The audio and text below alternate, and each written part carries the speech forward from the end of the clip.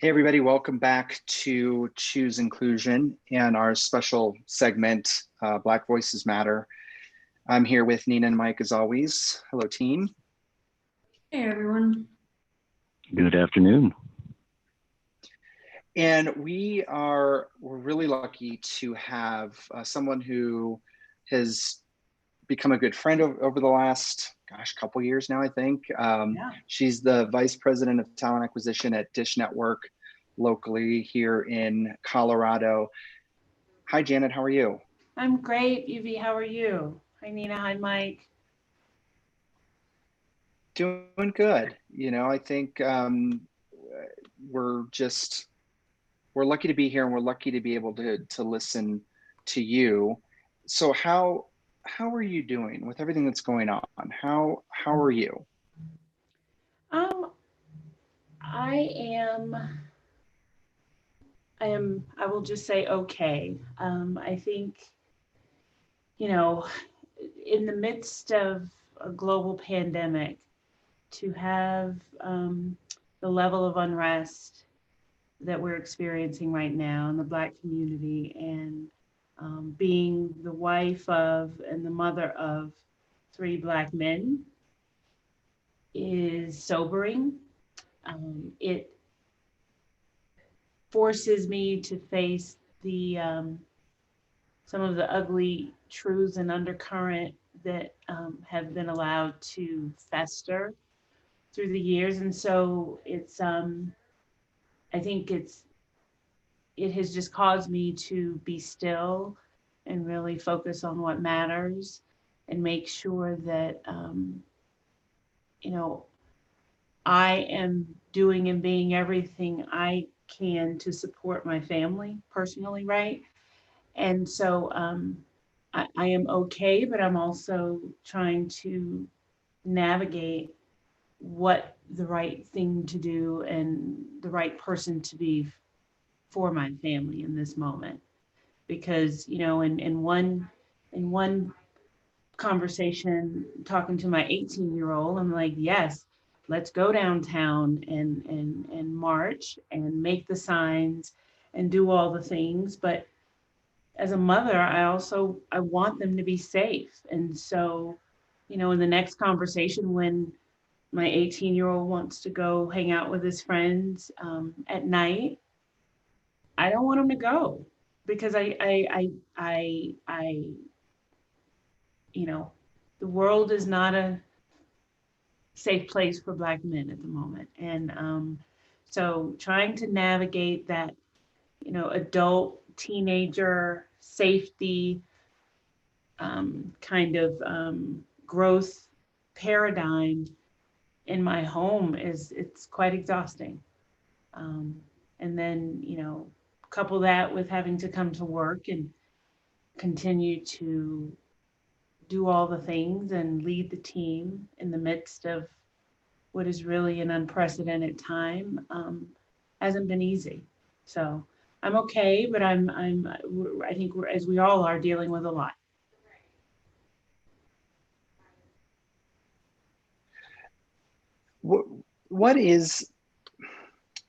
What's it like back at work? Because I know, so you all have been back in the office for about 7 weeks now. Yeah.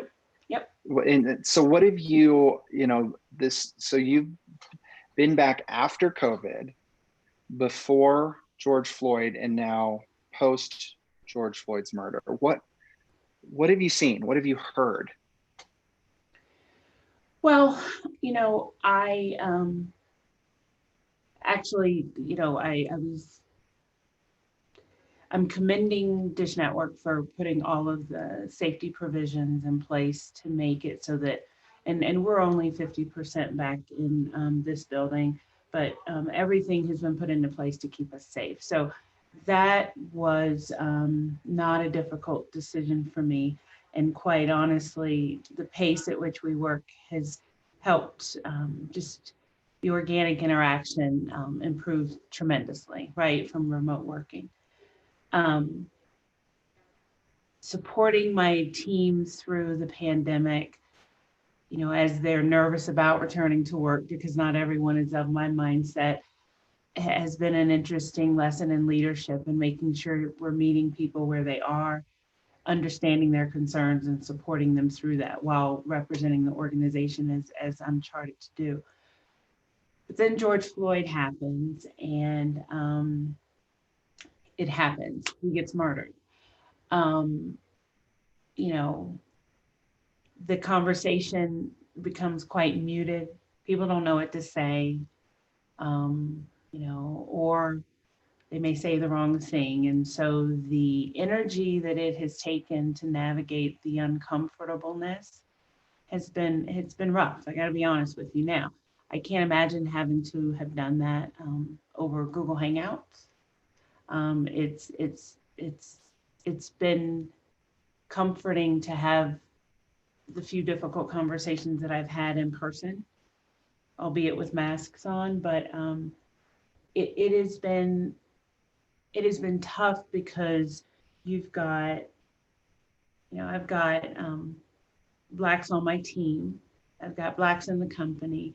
We've got the African American Network. And thankfully, our leaders leaned in. The Monday morning, we had a call with the African American Network leadership team. And, we just had room to express what we were feeling on that call with our CEO and our CHRO. And so that was good. I think we're now at a place of wanting to understand what our next steps will be as an organization. And so I don't think the exhaustion is still there, because we've been culturally trained. Blacks have been culturally trained that in the corporate world, you navigate someone else's world, right? We're accustomed to making everyone else comfortable. We're accustomed to assimilating. And we are at a point now since George Floyd's murder and all of the unrest where we don't have the energy to do that anymore. We are spent in terms of the outward acts of racism, and even the more covert scenarios that we have to navigate, but we're just spent. And so what I see is weariness on my coworkers' faces, because we can't do it anymore. And so we are all banding together, understanding what is it that we want to see done, and communicating that in an appropriate way to our leadership so that our voices can be heard, but also that, helping them understand, helping, the majority within the organization understand that we're pretty exhausted. And so we need to focus on ourselves at the moment. Please give us the space to do so. Janet, I appreciate the raw, just candor that you have. Thank you for that. What you're speaking of, it sounds like institutionalized racism, right? Like, and we had another conversation with another guest that really talked about, the institutionalizing of this concept where, it is up to the marginalized communities to conform, to accept the microaggressions, all of those kind of things. So I'd love to know what you and your organization. So it's great to say, okay, we need some space. Okay, that's the immediate. What is, a kind of an action plan? What is a roadmap that, you're hoping to get in an organization, a multi-billion dollar international organization? I'd love to know, like, what are you attempting to put in place? I'd love to hear that. Yeah, we are. this has drummed up and put focus on a number of initiatives that were already actually underway. Um, you know, I'm leading talent acquisition. So one of the thing is, how do we make sure that we've got a more diverse pipeline than what we've had previously coming into the organization. And so, from our university relations all the way up to our executive ranks, we're looking at an intentional effort by both the hiring managers and the recruiters to offer a slate of opportunities or candidates for the positions, but also making sure eventually that one of those doesn't look like the other. So that is something that is well within my control and actually already in the works, coupled with a robust interview certification program, because bringing in diverse talent means that there's going to be an opportunity for bias unconsciously. There's going to be an opportunity for a lack of objectivity when you're considering the candidates. And so we're looking at putting significant rigor around who interacts with candidates, who interviews with them, and making sure they're certified and trained in all the areas that will prime and keep open the opportunity for diverse candidates to become hired into DISH.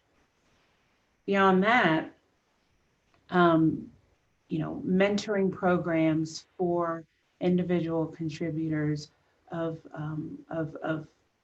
minority communities or marginalized communities by executives on a open basis, right? Right now, it's really based on relationship. Whose team do you work in? And sort of that relational happenstance mentorship, but really establishing a program that people opt into to mentor other employees that are not in their ranks, but that they can support and eventually sponsor. Because we know sponsorship is really what it's about in these days.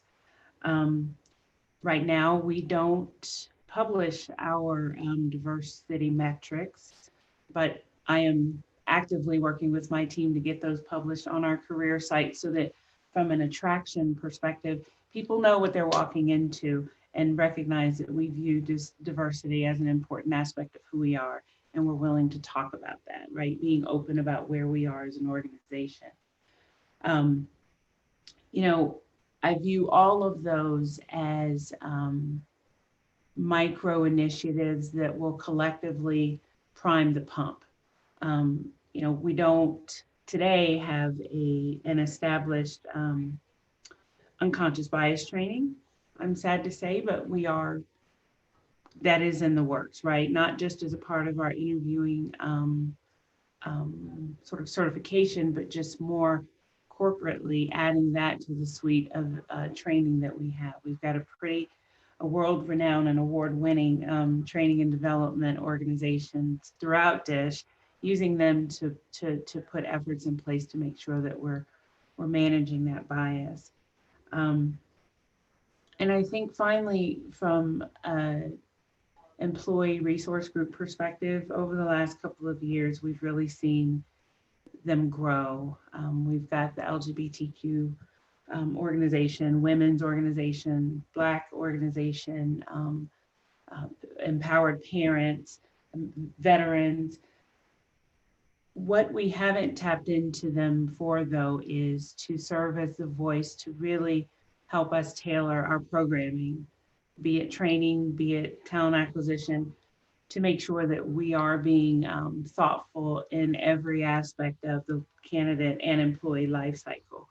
So, you talk about what are we doing? We're doing some things. We plan to do even more to make sure that DISH is the inclusive place that I know that it can be. That brings up something we've talked about before, sort of, and like focused or like taking care of your employees. And in this case, taking care of your employees of color. Like how do we shift from not overtly talking about racism, for example, to not only talking about it, but now taking care of that particular group of people within our organization? Like, how do we get people to make that mindset shift It's tough, to do right? that? You know what I mean? Yeah, it's tough, especially when you don't have the muscle memory to have done that before, right? I think it starts with recognizing that we are different, but it's our differences that make us valuable. So if you spend the time to get to know me as a Black female executive, there are things you're going to learn, right? There are assumptions that are going to be dismissed, and leaders need to recognize that you have to take the time to get to know your people for the humans and what they bring to the table. So I think it starts there, because then you're respecting that employee space, you're respecting their experiences, and you're opening up the conversation to see how can they contribute in ways that you would have never imagined, because I took the time to sit down and get to know them. We assume that leadership is just about the project tasks and the what we have to get done every day. But when we assume that the people, when we assume away their individuality, that's where we get in trouble. And I think a lot of that has happened just in the workplace in general. So getting back to the human factors, I think is step one, and then acknowledging the current climate. Say the word racism, say the word systemic racism, right? Say microaggressions, acknowledge that they exist. And then the conversation that allows your Black teammates to exhale, because they're not having to tiptoe around whether which side are you on? What are you a racist, right? And maybe you are, but at least if you're willing to have that conversation with me, it clears the air for forward movement. We haven't had that. And so I think that's step one is I love what you're doing. I love this podcast concept, because you're listening, you're asking the right questions, and you're acknowledging that we need to do better in this space. So.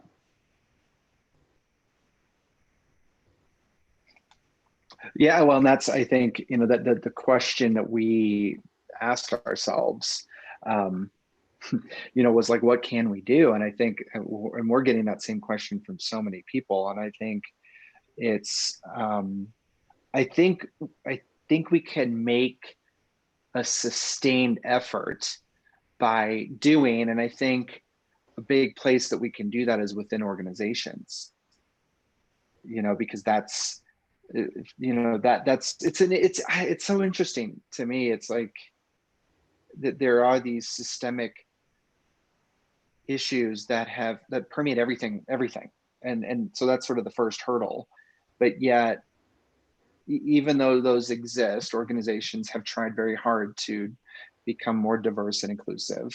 So that's why I think there's a way that we can maybe see sustained change through organizations taking on this fight. Mm-hmm. I mean, I don't know, what does it look like to you in a few years from now, if we're able to maintain this trajectory? What does it look like?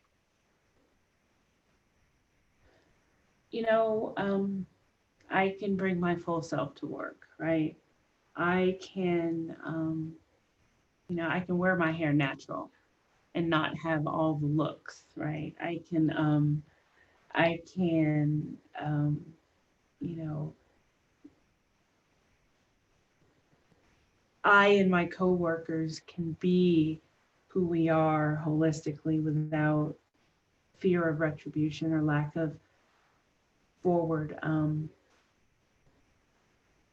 forward progress in our career because of what our hair looks like, what we wear, or what our skin color is, or what our experiences say that we are. Um, you know, it's a place where diversity is celebrated, not muted, um, because that is incredibly taxing on an organization. It's not healthy, nor is it healthy for the individuals that experience it. Right? I look forward to the day. And actually, you talked about how I'm feeling. Like I said, there was a lot of exhaling because we can talk about it. The cat's out of the bag. And so the organization of the future continues to let that conversation take place openly, and you calibrate, you fix what's broken, and you move forward. But everyone is aligned on the fact that marginalizing a group for whatever reason is not the way to lead an organization. And so let's figure out how to have processes and programming that minimize any of that happening. Janet, thank you so much for your authenticity and vulnerability. Honestly, I can hear exhaustion in your voice from obviously everything that's going on right now. And I really appreciate you taking the time and space to join us today and our listeners and everything like that. So I want to thank you for that first. And then, I just kind of wanted to ask a follow-up question. Just, there's so much momentum around these conversations happening now. What do you think it's going to take to make sure that this momentum continues and it doesn't just kind of fall by the wayside after everyone gets distracted by something else? Yeah. It's going to take everyone's effort, right? For years, I think it was predominantly, and I'm not saying it wasn't a diverse protest, but by and large, civil rights, racism was a Black person issue, and it was up to the Black people to rail against it. What I see and what makes me full is the images of, the 8 minutes and 46 seconds of people laying face down downtown Denver. It's going to take that kind of coordinated, consolidated effort by people of all colors and races, and race, of all hues and nationalities to really break the cycle. I don't think we can do it alone. So my hope is that,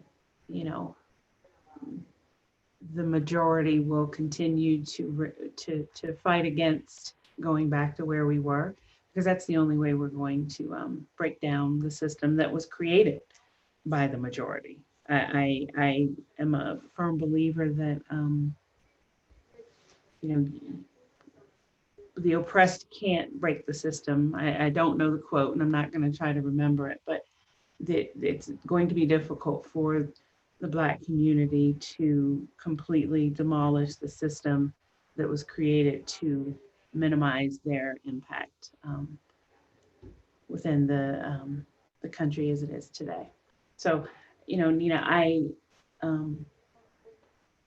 it's a hard pill to swallow, I imagine, but it's going to take, the folks that created it to tear it down.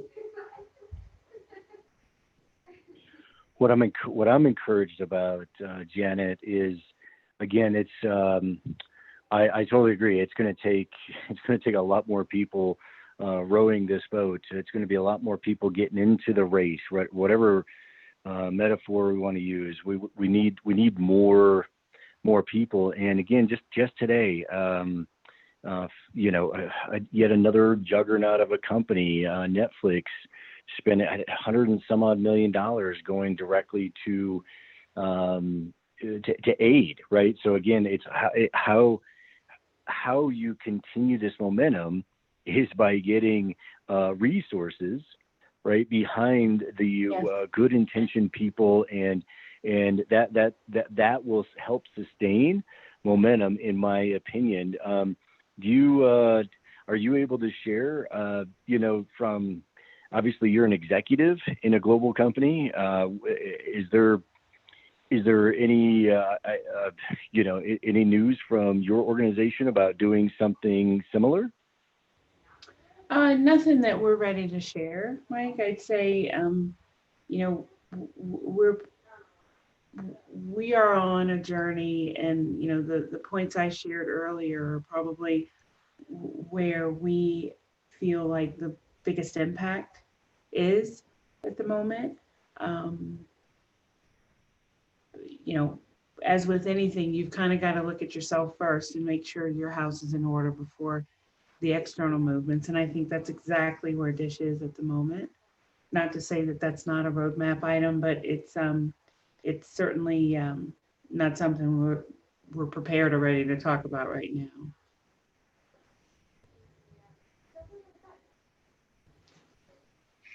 Yeah, and I think it's. I mean, there is no roadmap, right? Like, there's no. Yeah. Other than drawing a line in the sand, other than picking a side. And I don't know. I mean, do you mind if I ask you about your mom? Because I know the history there, but it just, the comparisons that, your mom may have experienced versus now, and have you had a chance to talk to her about what's going on? Is that a fair question? Oh, it's fair. It's fair. I often talk to her about it, and admittedly, I get upset with her sometimes because she does. I'll say, what was it like as an HBCU graduate, math teacher, who then, goes and gets a master's degree in physics at another HBCU and applied math, and then goes to become a computer, working math problems at NASA for predominantly white male engineering groups.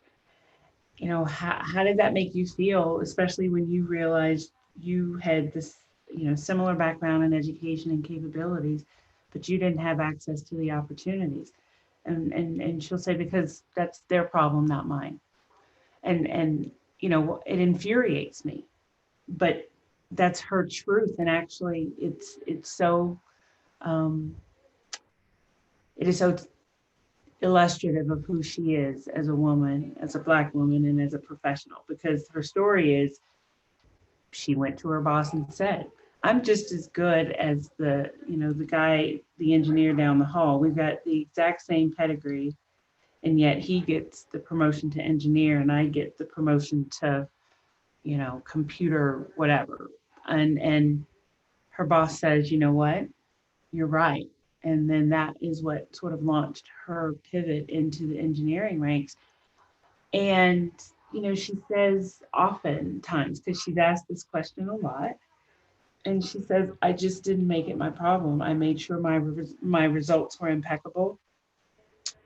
And I fought for the roles and the rights to do the things that I thought I should be. And that was that.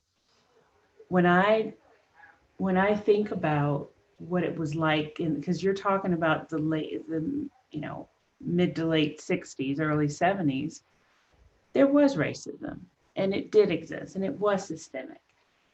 And I just mourn at the idea of what she could have achieved in such a shorter period of time, right? I think about what if, and I'm not trying to minimize any of her accomplishments, but she probably could have been on the moon, right? She could have run Right. NASA. She could have, I just think it doesn't sit with me that, yes, she's a hidden figure and she's awesome, but what more could you have done? Right. Yeah. So. Well, and I think that that's what's interesting to me about that discussion, and I think what maybe has been sort of what's been holding us back, to your point, is the generational divides. And I think we've sort of seen it in general too, and I think in the diversity and inclusion space, where we've seen women leaders from the older generations who you would think would want to help younger women make their way up the ladder, but instead acted the opposite. Like it's just interesting, the generational differences, and how a lot of those have sort of maybe what have held us back up until this point. Yeah. From from having your mom make it to the moon. Right. It's super interesting. I mean, there's so many layers, and I think that's what overwhelms people. But I don't know. No, it is overwhelming. She tells the story of how her, she wanted to, I don't know whether she wanted to major in engineering. I forget what the specific undergrad request was, but her dad told her, and he's the son of a slave. He says, no, you need to go get a teaching degree because you need to be able to get a job and support your family.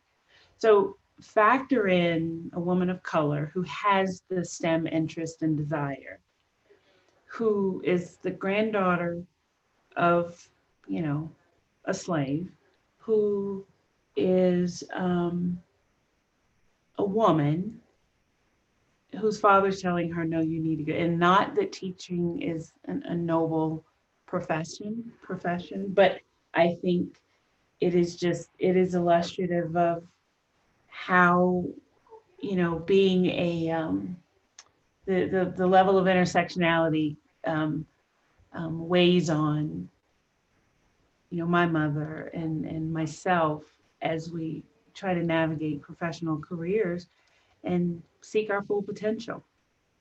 What could have happened if racism and systemic racism didn't exist? Because we're already dealing with all these other things, and then you factor that in. So it is overwhelming, and it just, again, I use the word mourn. I don't mean to overuse it, but you do mourn the what if and all the possibilities that could have manifested themselves.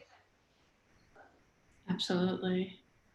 Well, Janet, I just want to thank you so much for joining us today and sharing your story and sharing your mother's story and kind of the multi-generational stories from your family and everything that you've brought to the table today in terms of kind of what are the things that we can do, but what are the safe spaces we can also create to make sure that this is a sustainable change and not just a one-off thing. So thank you again for everything you've brought, your wisdom, your vulnerability, just everything, bringing your whole self here today.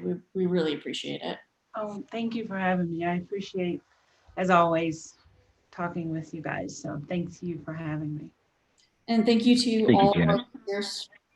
As usual, you can check out the recording of this episode on our chooseinclusion.com website. You can also download it on Spotify and Apple Podcasts and see the captions on YouTube. And yeah, we'll wrap up this episode today and we'll see you all next time.